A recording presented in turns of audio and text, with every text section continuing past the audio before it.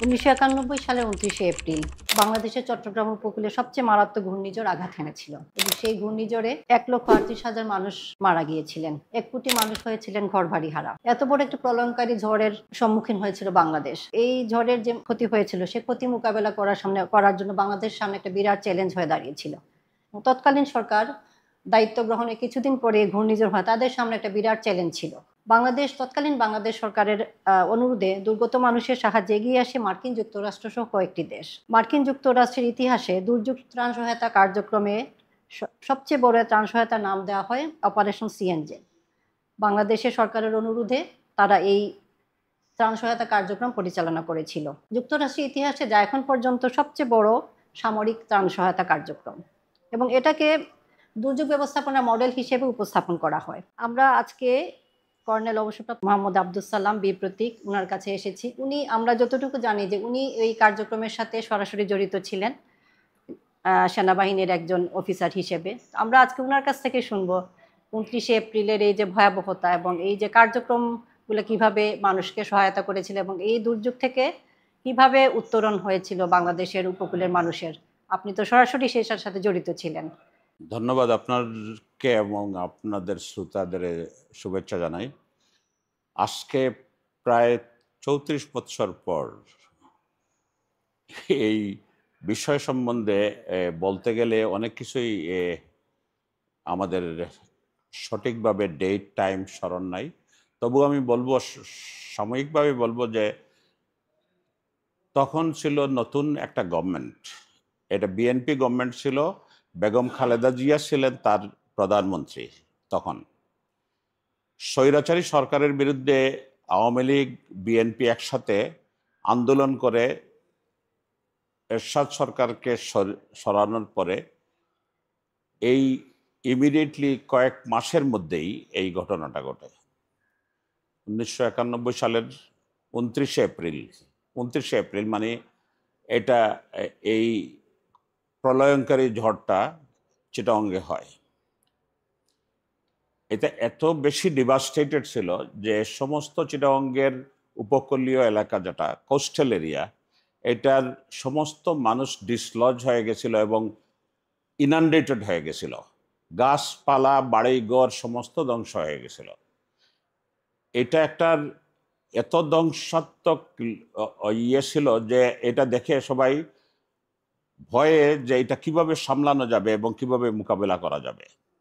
একসাথে নতুন গভর্নমেন্ট, অনেকদিন পর first time prime minister Khaleda Zia, এবং এই সব পরিস্থিতি মূল্যায়ন করে যে কিভাবে একটা সামলানো যাবে। ইমিডিয়েটলি এটা আর্মিকে রিকোয়েস্ট করা হলো যে আর্মি শুড টেক ওভার।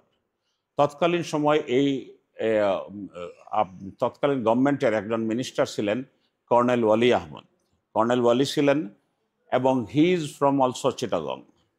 উনিও খুব অ্যাক্টিভ ছিলেন এবং সরকার ইমিডিয়েটলি সেনাবাহিনীকে নিয়োগ করে, এবং সেনাবাহিনীকে নিয়োগ করে ওইখানের স্থানীয় মন্ত্রী এবং সেক্রেটারি মুকাম্মেল সহকারে একটা চিফ কোঅর্ডিনেশন বডি করে ওইখানে ইমিডিয়েটলি অর্ডার করে যে এটা গিয়ে একটা রিহ্যাবিলিটেশন বা রিলিফ প্রোগ্রাম বা রেস্কিউ মিশন করার জন্য। সেম টাইম ওইখানে যে রিপোর্ট পাওয়ার পর দেখা গেল যে এটা very difficult for Bangladesh army, navy এবং আমাদের যে প্রশাসন আছে এটা সামলানো তাদের পক্ষে সম্ভব না। তখন নতুন প্রাইম মিনিস্টার উনি উনার ক্যাবিনেটের সদস্যদের সাথে আলাপ করে কুইকলি উনি একটা সিদ্ধান্তে আসলেন যে আমরা সরাসরি আমেরিকাকে হেল্পের জন্য রিকোয়েস্ট করি।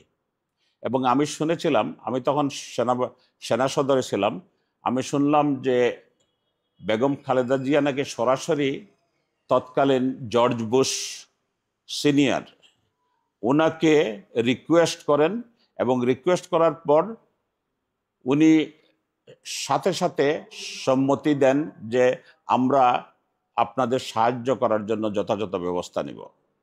তো শোনা যায় যে ইরাক থেকে তখন একটা বড় টাস্ক ফোর্স ফলব্যাক করতেছিল। তারা বে অফ বেঙ্গলের আশেপাশে যাচ্ছিল। তখন তাদেরকে ডাইরেক্ট করে ওই টাস্ক ফোর্সটাকে আন্ডার জেনারেল স্ট্যাকপোল, এইখানে 10-12টা জাহাজ, যুদ্ধ জাহাজ এসে আমাদের বে অফ বেঙ্গলে এসে তারা আসে এবং এই পরিস্থিতি মূল্যায়ন করার জন্য তারা সরকারের সাথে যোগাযোগ করে এবং বলে যে তারা এখানে রেস্কিউ মিশনে কাজ করবে। তখন ইমিডিয়েটলি যে এই আমেরিকান ফোর্স আসছে এবং বিভিন্ন কাজের জন্য সিদ্ধান্ত হলো যে অনেকগুলা লিয়াজো অফিসার লাগবে, কারণ আমেরিকান ফোর্স যারা কাজ করবে তাদেরকে গাইড করার জন্য লোকাল অফিসার অনেক দরকার। তো প্রায় 50 জন লিয়াজো অফিসার হিসাবে নিয়োগ করা হলো। আমি তখন সেনা সদরে ছিলাম, আমি নিজেই ভলান্টিয়ার হয়ে সেনা সদরের ডাইরেক্টর অপারেশন, তখন জেনারেল ইব্রাহিম ছিলেন, কল্যাণ পার্টির ইব্রাহিম ডাইরেক্টর অপারেশন ছিলেন, এবং তার যে লেফটেন্যান্ট কর্নেল যিনি মঈনুল আহমদ, সে আমার ব্যাচমেট ছিল, সেও ছিল ওইখানে। তো আমি মঈনুল আহমদকে বলি যে আমি তো সবসময় সব বিভিন্ন ধরনের কাজে ভলান্টিয়ার কাজের জন্য থাকি, I am interested to go, এখানে আমার একটা স্কোপ তোমরা তৈরি করে দাও, আমি যাবো এখানে। তো ইমিডিয়েটলি তারা they were looking for officer, volunteer officer পাওয়া গেল। তো আমাকে সেনা সদরের পক্ষ থেকে এবং প্রাইম মিনিস্টার অফিসের পক্ষ থেকে লিয়াজো অফিসার হিসাবে নমিনেট করা হলো। তখন আমি এই সাথে সাথে চিটাগং চলে গেলাম। চিটাগং গিয়ে আমি তখন একটা আমেরিকান টাস্ক ফোর্সের একটা হেডকোয়ার্টার কোঅর্ডিনেশন একটা সেল হলো। এই সেলের মধ্যে 50 জন liaison officer, army, navy, air force সব জায়গা থেকে, এবং সহযোগী সংগঠন হিসাবে 24 ডিভিশন আমাদের চিটাগংয়ের ডিভিশন এটা সাহায্য করবে এদের সাথে লিয়াজো শুরু হলো, ডিসকাশন শুরু হলো। আমরা কাজ শুরু করলাম। বিভিন্নভাবে কাজ করার পর আমরা যাদের সাথে কাজ করতেছিলাম তখন একজন হঠাৎ করে কর্নেল বেইল, যে আমেরিকান টাস্ক ফোর্সের ইঞ্জিনিয়ার্সের একজন সিনিয়র অফিসার, এসে আমাকে বললো যে can I talk to you separately. তো বললো যে আমি বললাম ইয়েস। বলে we are looking for one officer who will help us in planning of the whole operation. So far last 2-3 days আমরা যতটুকু দেখেছি যে we are interested to take you to the planning cell. Tamil, if you want I have no problem. So আমারে তারা planning সেলে নিয়ে গেল। Planning sell ছিল যে নিচে কোঅর্ডিনেশন হতো, পাশেই হেলিকপ্টার সব ছিল, 5-6টা হেলিকপ্টার রিলিফ এবং বিভিন্ন জিনিস লিফট করতেছে। আমাদের সেনাবাহিনী কোঅর্ডিনেট করতেছে কোথায় কোথায় হেলিপ্যাড হবে, কোথায় কোথায় যাবে, এবং সমস্ত এরিয়াতে একটা চলতে বিশৃঙ্খলার মতো কাজ হচ্ছে। তখন আমরা ইমিডিয়েটলি ডিসাইড করলাম যে একটা সিস্টেম। অপারেশন যে সি এঞ্জেল, ওইটা কোন জায়গায় ছিল? এটা পরে হলো, যে অপারেশন সি এঞ্জেলস নামটা পরে হলো। না, আপনাদের এই কার্যক্রমটা কোন এটা জায়গায়? সবটা চিটাগং পোর্টে হচ্ছে। চিটাগং পোর্ট এবং তার সারাউন্ডিং এলাকা, নেভেল বেস আছে ওইখানে, নেভেল বেস চিটাগং পোর্ট, এইসব এরিয়াতে কতগুলো বিল্ডিং নিয়ে এটা হচ্ছে। তারপরে একটা সিদ্ধান্ত হলো যে এইভাবে যে আমরা প্রত্যেক দিনের একটা সার্ভে করে, সমস্ত এরিয়া সার্ভে করে, এবং কোন কোন এলাকাতে কতটুকু ক্ষতি সাধিত হয়েছে এটা অ্যাসেস করে আমরা ওইভাবে ফ্লাইট ডিস্ট্রিবিউশন করব, হেলিকপ্টার ডিস্ট্রিবিউশন করব। তো কাজ শুরু হয়ে গেল। এইখানের মধ্যে আর্মির সহায়তায় আর্মি হেলিপ্যাড করে দিল, গ্রাউন্ড ফোর্স গেল ওইখানে গিয়ে সিকিউর করলো হেলিপ্যাড। ওইখান থেকে খাওয়া দাওয়া ডিস্ট্রিবিউট করার জন্য স্থানীয় প্রশাসন এবং অন্যান্য ভলান্টিয়ার এলাকার লোকজনকে নিয়ে একটা প্রত্যেক জায়গাতে একটা ডিস্ট্রিবিউশন সেল করা হলো। ওই সেলগুলোকে আমেরিকান টাস্ক ফোর্স তাদের হেলিকপ্টার দিয়ে, অনেকগুলো হেলিকপ্টার কাজ করতো, ওগুলা দিয়ে ফুড এবং বিভিন্ন রিলিফ গুডস লিফট করে এলাকাতে দিত। তো আমি শেষ পর্যন্ত আমি প্ল্যানিং সেলে গেলাম। প্ল্যানিং সেলে গিয়ে দেখা গেল যে তাদের এই এলাকা সম্বন্ধে জানতে তাদের সময় লাগবে, তারা প্ল্যানিং করতে, যে আমাদের মানুষের সমস্ত জিনিস প্ল্যানিং করার জন্য মোটামুটি আমি এইখানের মধ্যে তাদের সাথে একটা ইম্পর্ট্যান্ট রোল প্লে করলাম। তখন জেনারেল স্ট্যাকপোল যেহেতু এটার চিফ, জেনারেল স্ট্যাকপোল শেষের দিকে যে প্রত্যেকটা প্ল্যানিংয়ের মধ্যেই আমরা সম্পৃক্ত করে আমরা রিলিফ অপারেশন শুরু করলাম সব জায়গাতে শুরু করা গেল। রিলিফ অপারেশন হলো একটা শিপ থেকে, সেটার নাম ছিল তারওয়া, ইউএস শিপ তারওয়া। এটা একটা বড় শিপ, এটার মধ্যে এয়ারক্রাফট ক্যারিয়ার এটা, এবং হেলিকপ্টার অনেক ছিল। ওই তারওয়া শুধু ওই জাহাজের অংশটুকু, একটা অংশগ্রহণ করলো আমাদের রিলিফ অপারেশনে। তো আমরা যখন রিলিফ অপারেশন, এর মধ্যে আমেরিকা, জাপান, ব্রিটেন এবং মালয়েশিয়া সহকারে অন্যান্য দেশ, আশেপাশের দেশ, সব দেশ থেকে কিছু কিছু একটা হেলিকপ্টার বা কিছু লোক নিয়ে সবাই আসলো। বাট বেসিক্যালি একাই আমেরিকানরা করেছে সব কিছুই। তখন আর ওই তাদেরই সব তাদেরই পাওয়ার আছে, actually they can operate and they can mobilise and they can do things. তাদের এত বেশি স্ট্রেংথ, আমি দেখলাম যে এটা কোনো ম্যাচ করে না অন্য কারোর সাথে। তারা সব জায়গাতে অপারেশন শুরু করলো এবং রিলিফতে আমি একটা বলতে চাই যে এই অপারেশনটাতে আমেরিকানরা যেভাবে সিনসিয়ারলি কাজ করলো, এটা একটা সারপ্রাইজিং ছিল আমাদের জন্য যে even the pilot, helicopter pilot, তার শিডিউল দেওয়া হলো যে সে 20টা সর্টি করবে এবং এই সব জিনিস নিয়ে যাবে। এইগুলা সে শেষ করে দিয়ে আবার রিকোয়েস্ট করতে আসছে যে আমাকে আরো সর্টি দেওয়া হোক, কারণ তারা তো এরিয়াতে যাচ্ছে এবং তারা ভয়াবহ অবস্থা দেখতেছে। তখন তারা ইমোশনাল হয়ে বিভিন্ন ধরনের কাজে ইয়েতে ছিল। তো এই অপারেশনটা ছিল এই সমস্ত কোস্টাল এরিয়া জুড়ে। এইখানের মধ্যে আমাদের অনেক লেকিং, আমাদের অনেক সমস্যা তখন আমরা শনাক্ত করি।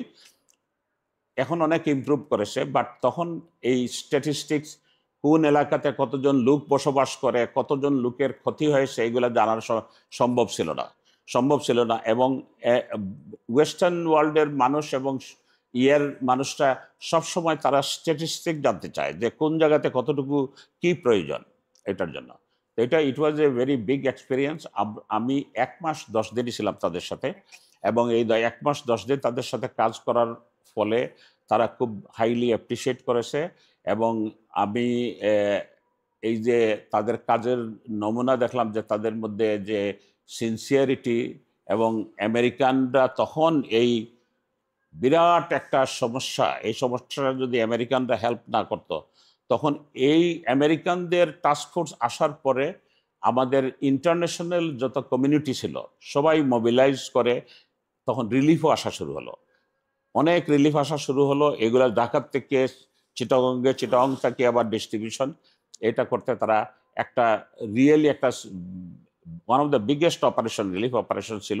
এবং ডিজাস্টার রিলিফ অপারেশন হিসাবে অপারেশন সি এঞ্জেলস আসলো নাম, যে হঠাৎ করে একজন স্ট্যাকপোলকে বলল যে you are like sea angels. তখন তারা এটা ডিসাইড করলো যে এই নামটা চেঞ্জ করে ফেলবো, আমরা সি এঞ্জেলস নাম দিয়ে দেবো এই অপারেশনের নাম। আর যে অপারেশন সি এঞ্জেলস মানে সমুদ্রের থেকে ফেরেশতারা এসে কাজ করতেছে। তো এটা খুব লাইক করছে তারা। আর আমাদের সাথে যে কোঅর্ডিনেশন ছিল, তখন দেখা গেল যে বাংলাদেশ আর্মি এবং আমেরিকান আর্মি একসাথে কাজ করার যে একটা সম্পর্ক তখন প্রতিষ্ঠিত হয়। কারণ তারা বুঝতে পারে যে আমাদের সাথে তারা সহজে কাজ করতে পারে, কমিউনিকেশন করতে পারে, এবং তাদের সাথে আমাদের অনেকটুকু সহজ হয় সব কাজকর্মে। এই অপারেশনের মধ্যে আমাদের বিশেষ করে এই তখনকার সরকার, বিএনপির যে খালেদা জিয়া সরকার, তাদের যে ভিশন এবং তাদের যে দক্ষতা, এইটা প্রমাণিত হয় এবং এইটার থেকে টিকে যায় সরকার। এমনকি অবস্থা ছিল যে এই সরকার টিকতে পারবে কিনা, এবং কোনো ফান্ড ছিল না, কোনো টাকা পয়সা ছিল না, কোনো রিসোর্স ছিল না। এই সময় এটা একটা বিরাট সিদ্ধান্ত ছিল যে সরাসরি রিকোয়েস্ট করে এদেরকে নিয়ে আসা। আমরা তো 110 দিন থাকার পরে সিও যখন অপারেশন শেষ হলো, তখন এই অপারেশনের শেষের ক্লোজিং অপারেশনের মধ্যে এই 101 মাস 10 দিন ছিল।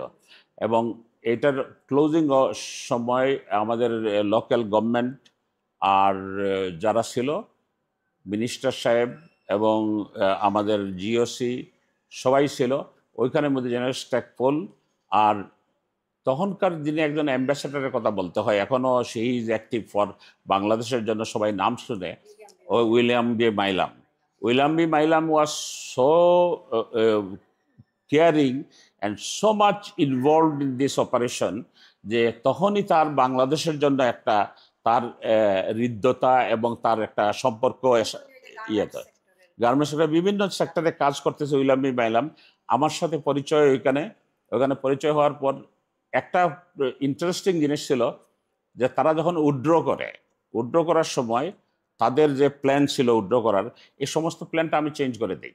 কারণ তারা কক্সবাজার দিয়ে উইথড্র করতে চাইছিল। আমি বলছি যে না, কক্সবাজার না, তোমাদের ইকুইপমেন্টসগুলো চিটাগং পোর্ট থেকে নেওয়া যাবে। তখন ওই পোর্টের থেকে কীভাবে নিবে, কতটুকু ক্রেইন আছে, কতটুকু স্ট্রেংথ আছে পোর্টের, তারা জানতো না। তখন আমি নিয়ে ভিজিট করে তাদেরকে সমস্ত জিনিস ব্রিফ করে তাদেরকে এগ্রি করলাম। তখন পোর্টের চেয়ারম্যান উইথড্রর সময় উনি বললেন যে আমার তো গভর্নমেন্টের অর্ডার লাগবে ওনাদের জিনিসপত্র নিতে, অথবা ওনারা পেমেন্ট করতে হবে, এবং পেমেন্ট করতে হলে ইউএস এমবাসির থেকে একটা আমাদের সাথে এমওইউ করতে হবে। তখন আমি ওই চেয়ারম্যানকে বললাম, নেভির অফিসার ছিল, তখন আমি বললাম যে আমি বাংলাদেশ গভর্নমেন্টের রিপ্রেজেন্টেটিভ, আমি ইউএস এমবাসিকেও রিপ্রেজেন্ট করতে পারবো, আপনার সাথে আমি এখনই এমওইউ করে ফেলবো। পরে একটা এমওইউ করা হলো সাদা কাগজের মধ্যে, আমি সাইন করলাম, আমেরিকান একজন স্টাফ সাইন করলো, দিয়ে এটা আমরা কাজ শুরু করে দিলাম, তাদের উদ্দেশ্য সময় সাহায্য করলাম। William B Milam General Stackpole message দিল যে you have to come tomorrow for signing a proper agreement. তখন ওই মাইলাম আসলো, আসার পর বললো, আমারে থ্যাঙ্কস দিল যে you have sign a paper on behalf of me, I really congratulate you, এবং বলে ইয়ে করলো। তারপর সে আমার সাথে সম্পর্ক হলো, সে আমাদের সিলেটে এসে আমাদের গ্রামের বাড়িতেও গিয়েছিল, এতটুকু সম্পর্ক ছিল। তারপর আমরা এই অপারেশন 110 দিন শেষ করলাম। আমাকে একটা রিসিপশনও দেওয়া হলো, তারা ক্র্যাশ দিল। তারা ইউএস মেরিন অ্যাওয়ার্ড দেওয়ার জন্য গভর্নমেন্টকে লিখেছিল আমার ইউএস এমবাসির থেকে, যে আমরা মেজর সালামকে একটা অ্যাওয়ার্ড দিতে চাই। তখন ওইটা গভর্নমেন্ট প্রসিজিওর নাই এই ধরনের দেওয়ার, এটা নিয়ে হ্যাসেল হয়, এটা আর হয় নাই। বাট আমার কাছে ইউএস এমবাসি থেকে চিঠি আসছিল, এটা সাইটেশনটা দিয়েছিল। ইট ওয়াজ এ ভেরি বিগ অপারেশন, এবং এটা রিমার্কেবল একটা অপারেশন। আর জেনারেল স্ট্যাকপোল এরপরে 5-6 বার এসেছে আমাদের এখানে। জেনারেল স্ট্যাকপোল এসেছে, আমাদের বাংলাদেশের সাথে তার সম্পৃক্ততা এমনভাবে ছিল যে একটা ইনসিডেন্ট আমি বলি, যে যখন অপারেশন চলছিল তখন একদিন সে একটা ইমেইল প্রিন্ট আউট করে নিয়ে আসছে আমার কাছে, তার মেয়ে ইমেইল দিয়েছে। তার মেয়ের ইমেইলটা নিয়ে এসে বলে যে এই মেজর সালাম, ক্যান ইউ রিড ইট? তো আমি দেখলাম যে ওই ইমেলের মধ্যে সে লেখছে যে dad, you have participated in many operation in Africa, in Iraq, Middle East and many places. I think in your life time you are doing the best job, এবং we support you from family যে you continue this.